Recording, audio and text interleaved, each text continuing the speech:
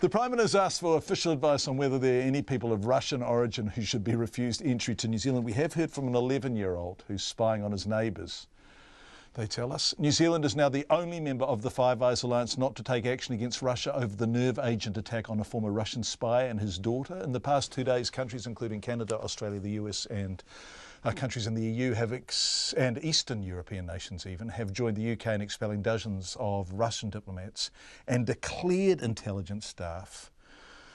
Here's our Deputy Political Editor, Chris Bramwell. Jacinda Ardern says she got advice from the Security Intelligence Service that New Zealand does not have any undeclared Russian intelligence officers here, so she says the country does not have any to expel. Fair enough, you would think, but the international media has given New Zealand a good old ribbing over the matter. The Guardian. New Zealand says it would expel Russian spies, but it can't find any. The French news agency AFP. New Zealand can't find any Russian spies to expel. Nationals leader Simon Bridges is not impressed. The government has been taking increasingly quirky positions that make us a real outlier, and we're being laughed at in international media. And the reason for that is because other countries, really our best friends around the world, have taken a strong principled stance on this, and we just haven't. Simon Bridges says the Prime Minister should be taking the matter far more seriously. Jacinda Ardern says she would expect the opposition to do the same as she has, which is listen to official advice on whether there are any undeclared intelligence officers in New Zealand. I received that advice. The advice was we didn't. That advice was verified by our partners.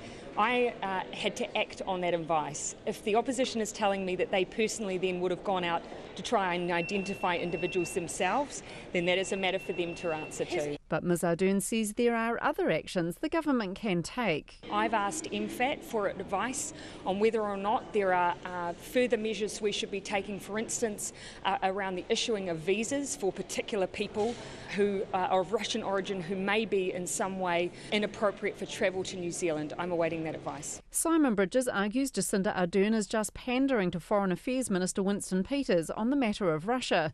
Mr Peters has come under fire in recent weeks for appearing to take a softer line than many of his counterparts on Russia. Criticism he flatly rejects.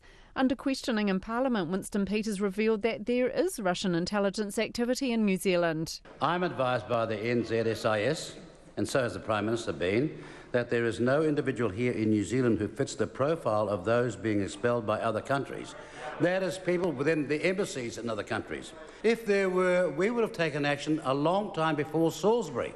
But here's the real point. The NZSIS advises it is aware of Russian intelligence activity in New Zealand, and where it has seen appropriate action is taken. Outside Parliament, under questioning by media, Mr Peters was not entirely clear on what he'd meant in the House. He asked a reporter why what he'd said was so hard to understand. Because you said in the House that you had had SIS advice that there was Russian intelligence activity in New Zealand. I used the word Russian? Yes, you did. Russian intelligence activity. Well, you should not. I've just written down the direct quote. You should not restrict it to that. So are you saying that there's more countries in Russia operating? Well, of course, I would be naive to think otherwise, wouldn't I? A te witi whare pāri mata mō te hōtaka o te ahi nei, ko Chris Bramwell ahau.